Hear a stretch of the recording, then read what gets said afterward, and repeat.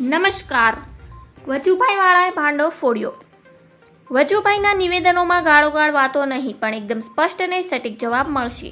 એમના વર્ષોથી જ અનૂઠો અંદાજ આજે પણ એક બંધ છે. એ જ કારણ છે કે આજે પણ તેઓ એક્ટિવ પોલિટિક્સમાં ના હોવાના કારણે પણ ચર્ચામાં આવ્યા છે. ભાજપના દિગ્ગજ નેતા અને કર્ણાટકના પૂર્વ રાજ્યપાલ વજુભાઈ વાળા હંમેશા પોતાના રમૂજી અને આખાબોલા સ્વભાવને કારણે જ જાણીતા રહ્યા છે. યોગ દિવસ પર પૂર્વ રાજ્યપાલની ટકોર આવી ચર્ચામાં છે. મહત્વનું છે કે રાજકોટ ગેમ ઝોન અગ્નિકાંડ પર રાજકોટ મહાનગરપાલિકા પૂર્વ અધિકારી મનસુખ સાગઠિયા અને ફાયર ઓફિસર બીજે ઢેબા સામે આવક કરતાં વધુ સંપત્તિ મામલે એબીસીમાં ફરિયાદ નોંધાઈ છે.